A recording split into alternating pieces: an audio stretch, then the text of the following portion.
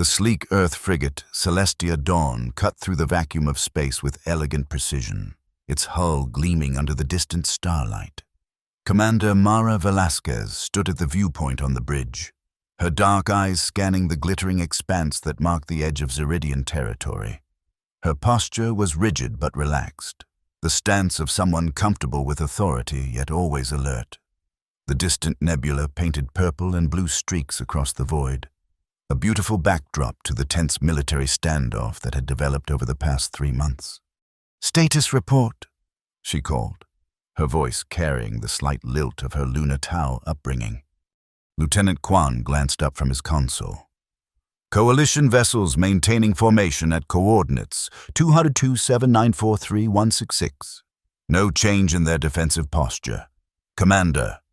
Mara nodded, her hand unconsciously tightening on the rail as she gazed outward. The Zeridian expanse stretched before them, a vast region of space claimed by the Coalition, filled with resource-rich planets and strategic choke points. The recent expansion of their territory had brought them dangerously close to Earth's established trade routes. "Any communications from Admiral Thyron's flagship?" she asked, though she already knew the answer. "Negative, Commander.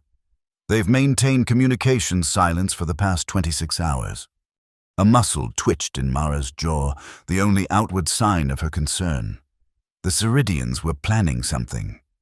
Their fleet movements over the past week had been too coordinated, too purposeful to be routine patrols. Intelligence suggested they were positioning for a strike against Earth's outer colonies, but concrete evidence remained elusive. Captain Reynolds approached, his weathered face creased with worry lines that had deepened over recent days. "Commander, engineering reports all systems nominal. The, special modifications you ordered are complete." Mara nodded. "Good. Have all department heads meet me in the strategic room in 20 minutes. And Captain..." Whatever she was about to say died on her lips as the first star winked out. It happened so suddenly that several bridge officers blinked, convinced they'd imagined it. Then another disappeared, and another. Within seconds, entire star fields began vanishing, as though someone were systematically erasing the cosmos. "What the hell?" Reynolds whispered, staring out the viewpoint. Alarms blared across the bridge as sensor arrays struggled to make sense of the phenomenon. The darkness spread like spilled ink across space, swallowing light and leaving nothing but emptiness. "Communications," Mara barked. "Status of the fleet." The communications officer's fingers flew across her console. "All vessels reporting the same phenomenon. Commander, stars disappearing across all quadrants. The Zeridian fleet appears to be experiencing the same effect." Mara took a deep breath, her face illuminated by the emergency lighting that had automatically engaged as external visibility dropped to 0. Around her, the crew exchanged nervous glances, but she remained utterly still, her expression unreadable. "Engineering reports all systems functioning normally," Lieutenant Quan announced, his voice steady despite the extraordinary circumstances. "Engines emitting a low-level harmonic we can't explain, but output remains stable." Captain Reynolds turned to Mara, bewilderment evident on his face. "Commander, what's happening? Is this some kind of coalition weapon?" Mara's gaze remained fixed on the viewpoint, where once brilliant constellations had given way to absolute darkness. Her grip on the rail loosened, and the faintest hint of a smile touched her lips. "No, Captain," she said quietly. "It's ours." The Zeridian Coalition had emerged as a galactic power less than a century ago, their rapid technological advancement propelling them from a single-planet civilization to a multi-system empire in mere decades. Their mastery of photonic technology had been the cornerstone of their military strength, weapons that manipulated light itself, bending it to their will to create shields impenetrable to conventional weapons. Scanners that could detect the smallest vessels across vast distances, and targeting systems of unparalleled precision. Admiral Thyron stood on the command deck of the Obsidian Spire, his tall, slender frame casting a long shadow across the polished floor. Like all Zeridians, his skin bore the characteristic opalescent sheen that shifted colors with his mood, currently a deep blue tinged with purple, indicating focused determination. The 4 digits of each hand were spread wide as he gestured at the holographic display showing the position of Earth's defensive fleet. "Their formation is predictable," he said, his voice carrying the musical quality typical of his species. "They position their heaviest vessels at the center, seeking to protect their command ships, a strategy as transparent as it is ineffective." Commander Xerix, his second-in-command, nodded in agreement. "Their technology is remarkably primitive by our standards. Admiral, our scanners detect no sophisticated defense systems beyond conventional shields and missile arrays." Thyron made a dismissive gesture, the motion fluid and graceful. "They are too dependent on visual navigation. Look how brightly their vessels burn against the void. Every engine, every power relay, emitting energy signatures our targeting systems can track from half a system away." He moved around the display, studying the Earth fleet from different angles.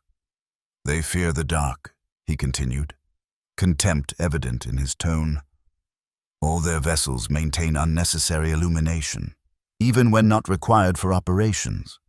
It suggests a cultural weakness we can exploit." Xerix looked thoughtful. "The intelligence we've gathered indicates their history is filled with primitive fears of darkness. Many of their ancient myths equate light with safety, darkness with danger. A species that evolved on a planet with a single sun," Thyron said with a note of pity. "They never learned to navigate by the complex patterns of a multi-star system. Their reliance on artificial light betrays their fundamental insecurity in the cosmos." The strategic officer approached, bowing slightly. "Admiral, all battle groups report ready. The primary fleet is in position to execute maneuver Solaris Ecliptic at your command." Thyron's skin shifted slightly toward a green. Satisfaction. "Very good. The humans will never anticipate our approach. Their sensors are calibrated for conventional propulsion signatures.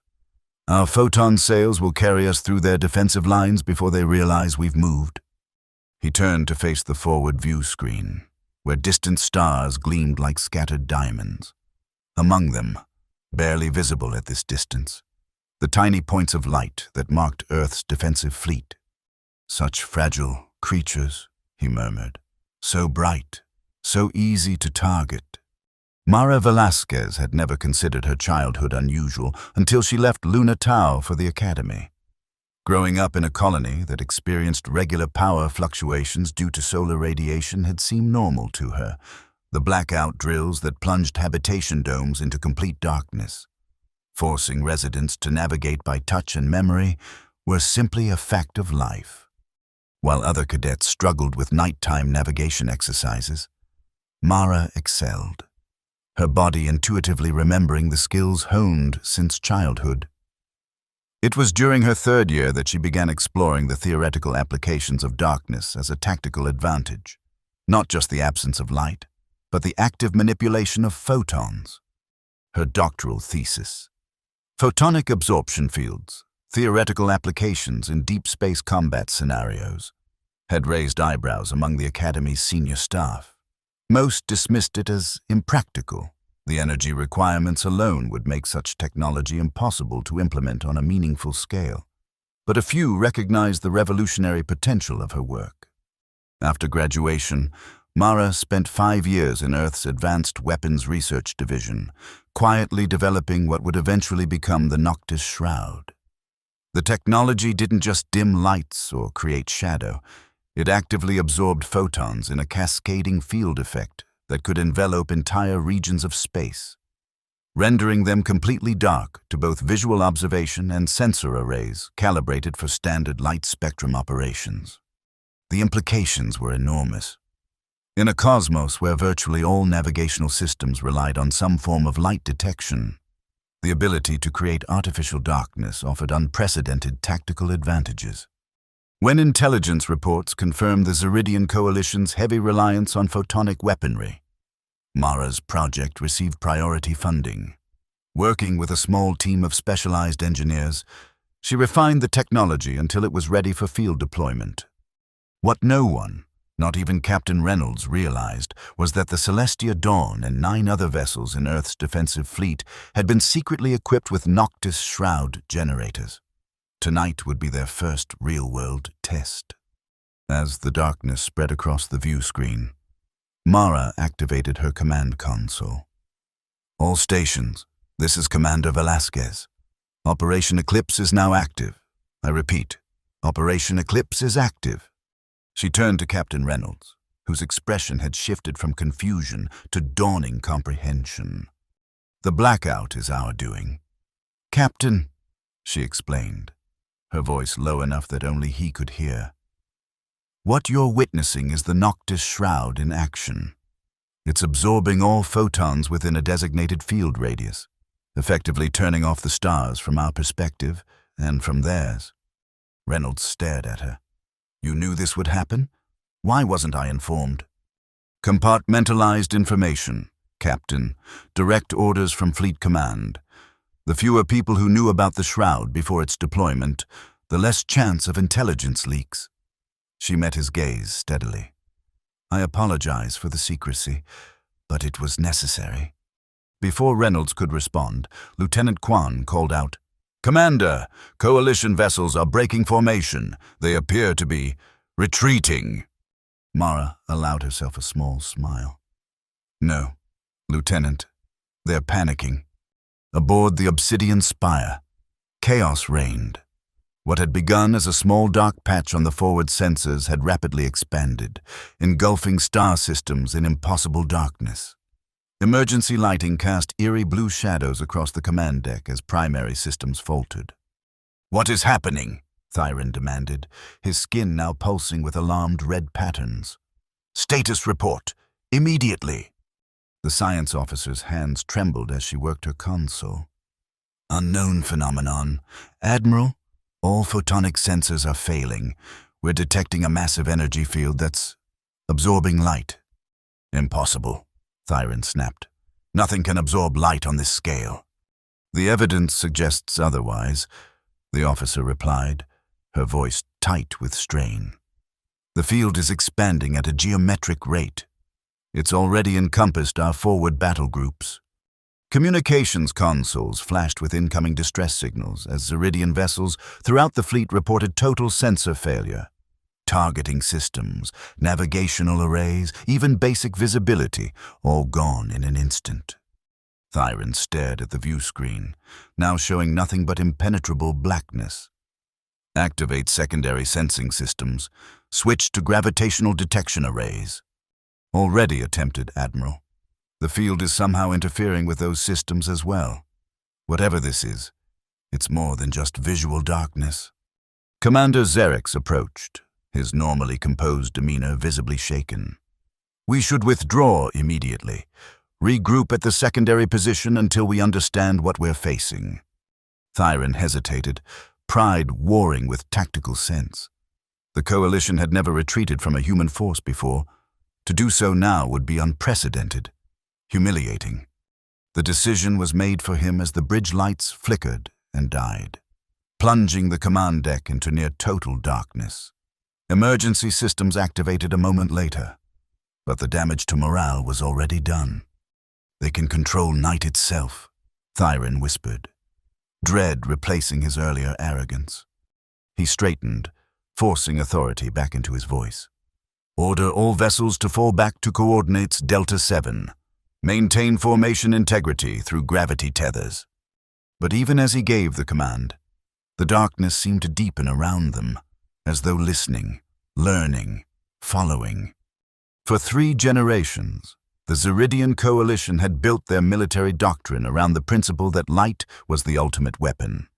In a single moment, that certainty had been shattered. Under the protection of the Noctis Shroud, Earth's fleet executed the maneuvers they had practiced for months in simulation, while Zeridian vessels floundered in the artificial night. Human ships moved with precision, their crews trained to operate in complete darkness. Mara's voice was calm as she issued commands. Strike Teams Alpha through Delta. You are cleared for deployment. Target priority is communications relay stations and command vessels. Echo and Foxtrot teams. Focus on weapons platforms.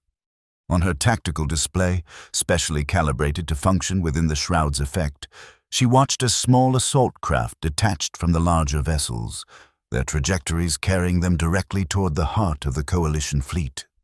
"Commander," Captain Reynolds said quietly, "the Zeridians are falling back, regrouping at what appears to be a predetermined rally point." Mara nodded.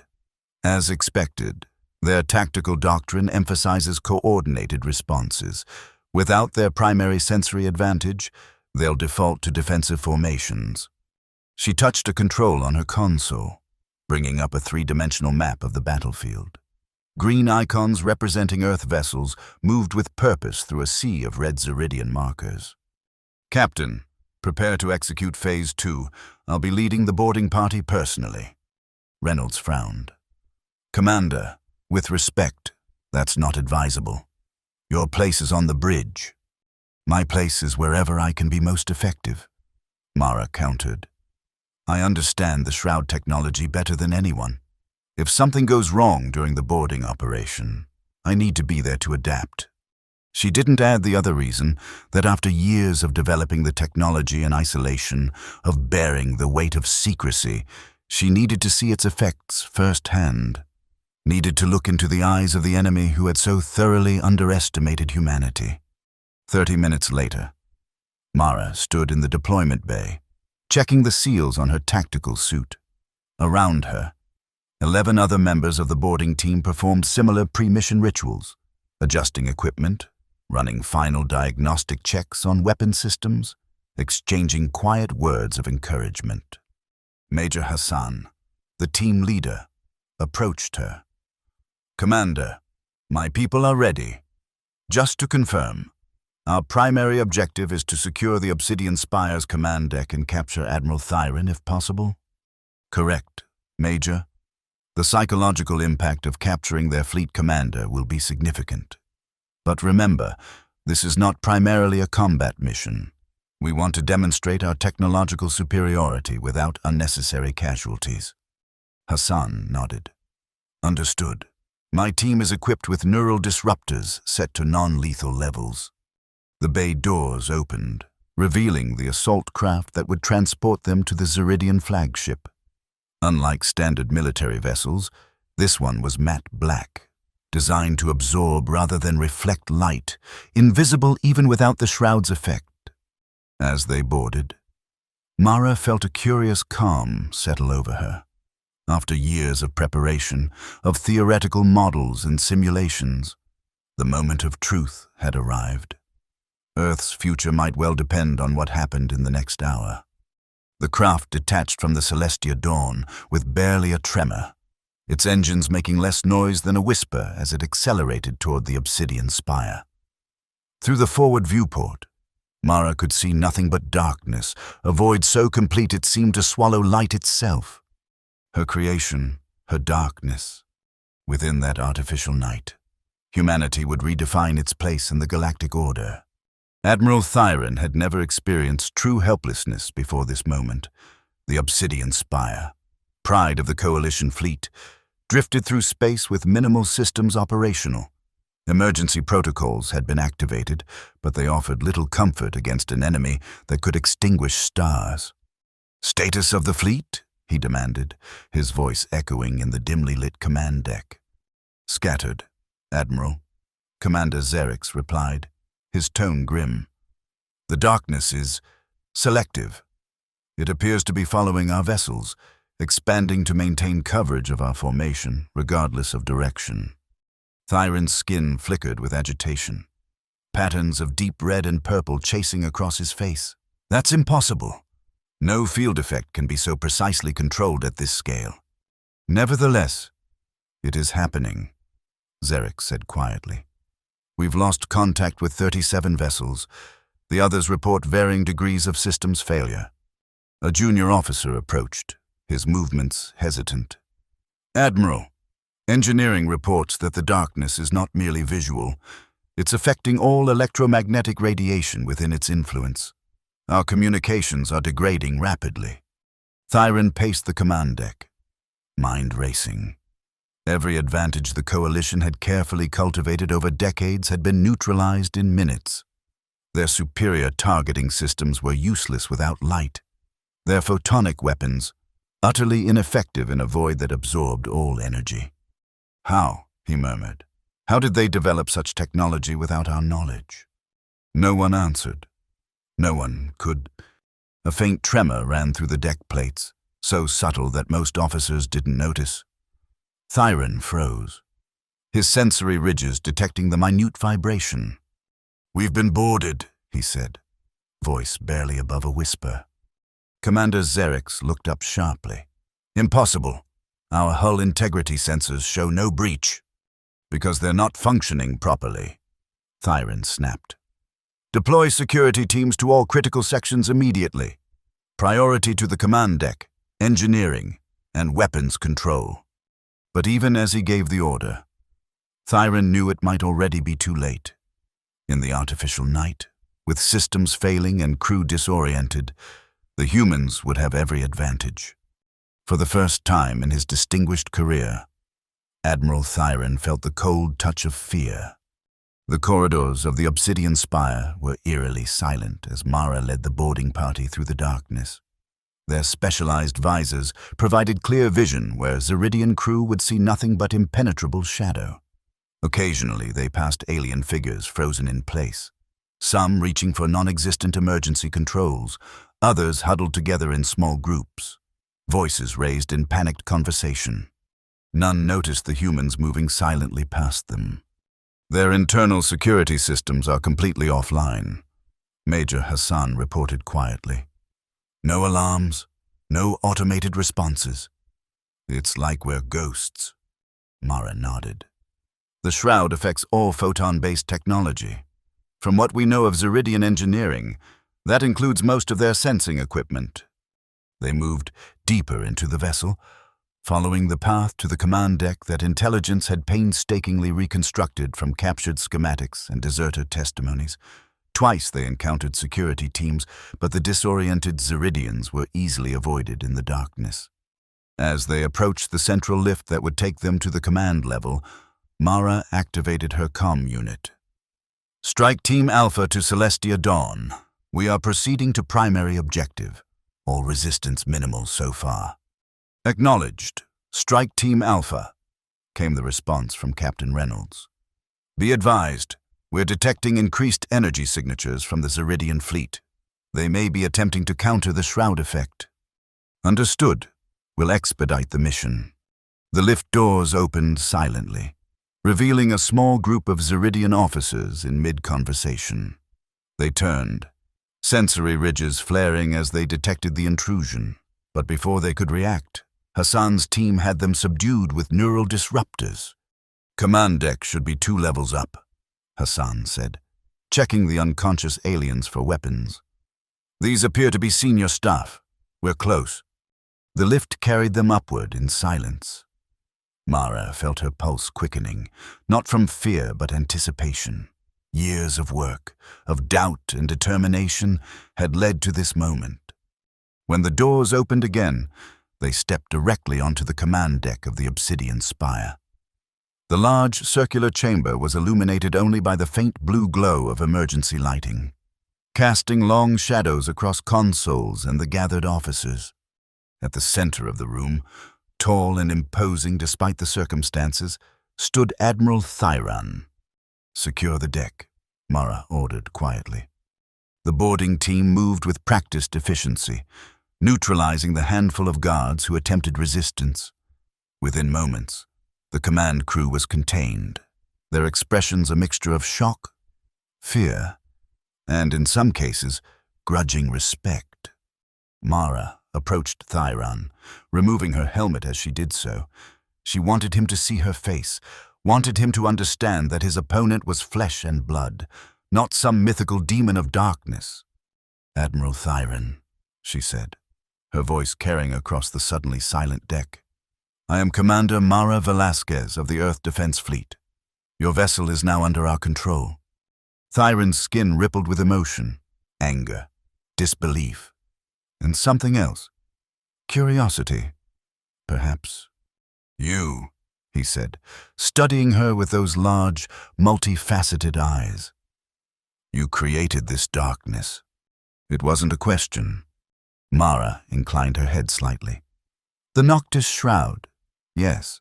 A technology developed specifically to counter your coalition's advantages in photonic warfare. Impossible, Thyron insisted. Though with less conviction than before, no species could develop such advanced photon manipulation without centuries of research. You underestimated us, Admiral. Mara gestured to the darkened view screens that normally would show the star-filled expanse of space. You assumed our illuminated vessels, our reliance on visual navigation, indicated technological inferiority. In reality, we simply have different evolutionary priorities. She moved to a nearby console, inputting a series of commands. Suddenly, the main view screen flickered to life, modified to function despite the shroud's effect. It showed the current battlefield, Earth vessels moving with precision through the scattered, disorganized Zeridian fleet. As we speak, 17 of your major vessels have been boarded and secured. Your communications network has been severed. Your fleet is effectively blind and deaf. Thyron stared at the display, his normally impassive features unable to conceal his shock. How many ships do you have equipped with this technology? Mara smiled slightly. That, Admiral, is information I'm not at liberty to share. In truth, only 10 vessels carried Noctis Shroud generators, a tiny fraction of Earth's total fleet. But Thyron didn't need to know that. Let him believe that humanity commanded darkness itself across the entirety of space. What are your terms? Thyron asked finally, his voice subdued. An immediate ceasefire, Mara replied. Withdrawal of all coalition forces from the disputed territories and formal recognition of Earth's sovereignty over its established colonies and trade routes. Thyron's skin darkened to a deep indigo. Resignation. And if we refuse, then we leave you in darkness, Mara said simply. Your fleet blind, your weapons useless, your empire vulnerable to enemies far less merciful than humanity.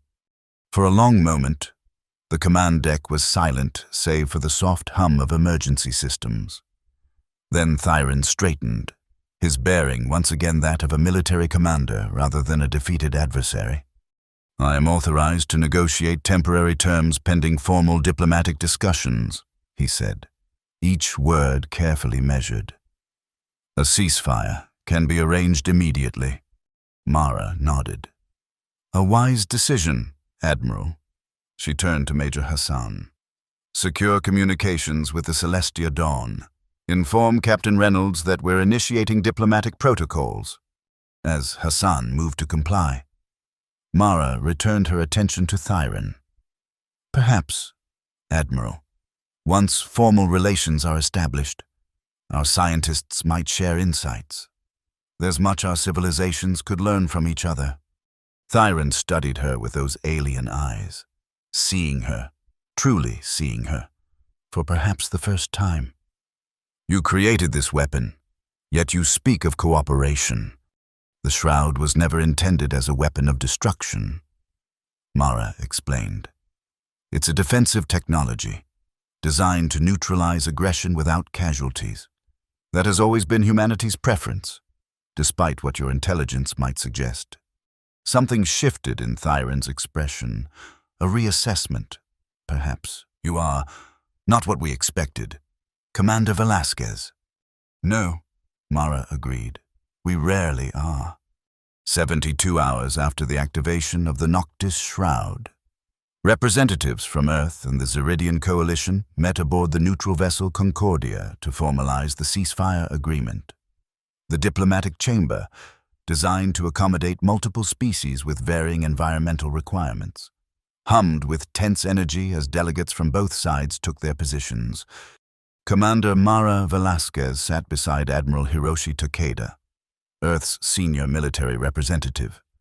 Across the table, Admiral Thyron led the Zeridian delegation, his skin now a calm blue-green that indicated professional focus. "Before we begin," Takeda said, his voice carrying the gravity of his office, "I believe a demonstration is in order. Commander Velasquez." Mara nodded and activated her comm unit. "Celestia Dawn, this is Commander Velasquez. Execute Operation Daybreak." For a moment, nothing happened. Then, on the large view screen dominating one wall of the chamber, the stars began to reappear. One by one at first, then in cascading waves. The natural light of the cosmos returned. The Noctis Shroud was being deactivated, section by section. As the field receded, it revealed the current positions of both fleets. Earth vessels in perfect formation, surrounding the scattered but intact Zeridian armada. The message was clear. Humanity had possessed the power to destroy, but had chosen restraint. Admiral Thyron watched the display, his expression unreadable to human eyes. When he finally spoke, his voice carried a note of genuine respect. "For generations, the Coalition has prided itself on technological superiority. We believed our mastery of light placed us above all other species in this sector." He paused, gaze moving from the view screen to Mara. "We were mistaken." Takeda inclined his head in acknowledgement. "Every civilization has its strengths and blind spots. Admiral, perhaps this incident will serve as a foundation for more productive relations between our peoples." The formal negotiations proceeded with surprising efficiency. The Zeridians, humbled by their comprehensive defeat, accepted most of Earth's terms with minimal resistance. Territory boundaries were redrawn, trade agreements outlined, and mutual defense protocols established. When the session concluded, Mara found herself approached by Thyron in the corridor outside the diplomatic chamber. "Commander," he said, his voice pitched low for privacy. "A personal question, if I may." Mara nodded, curious. "Of course. Admiral, the technology you developed, this Noctis Shroud, its applications extend far beyond military use, do they not?" A smile touched Mara's lips. "You're very perceptive, Admiral. Yes, the photon absorption principles have numerous potential applications. Deep space exploration, energy conservation, even medical treatments for certain light-sensitive conditions." Thyron's skin rippled with interest. "Just as our photonic enhancement technology has applications beyond weaponry, there is complementarity between our approaches." "Exactly," Mara agreed. "Where you have mastered the manipulation of light, we have learned to harness darkness. Together, those technologies could revolutionize galactic science. A joint research initiative, perhaps," Thyron suggested, his tone carefully neutral, though his skin betrayed his excitement with flashes of bright green. "Once diplomatic relations are fully normalized, I would welcome that, Admiral." Mara extended her hand in the human gesture of agreement. After a moment's hesitation, Thyron mirrored the action, his four-fingered hand engulfing hers. "Until then, Commander Velasquez." Later that evening, Mara stood alone on the observation deck of the Celestia Dawn, gazing out at the restored star field. The familiar constellations seemed somehow different now, not just points of light, but a canvas of possibilities. The door hissed open behind her, and Captain Reynolds joined her at the viewport.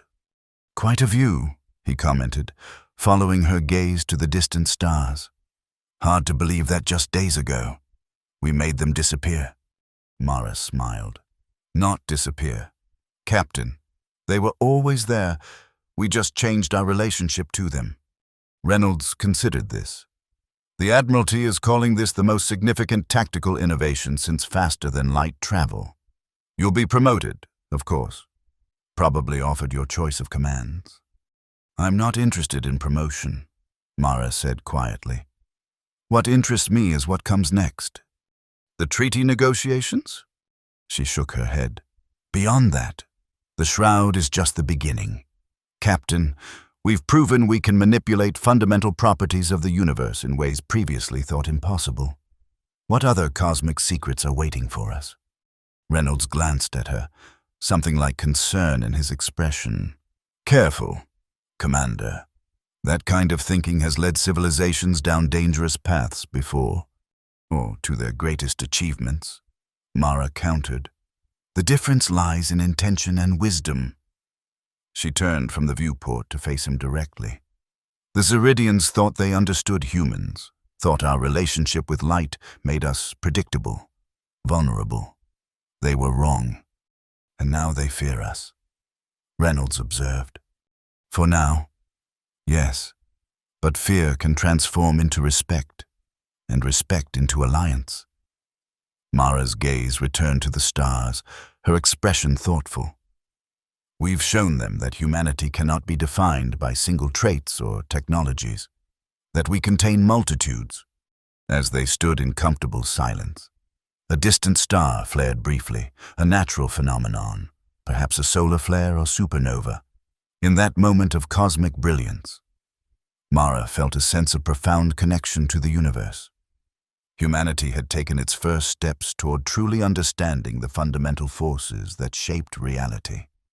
The Noctis Shroud had been developed as a defensive measure, a response to an immediate threat, but its implications reached far beyond the current conflict.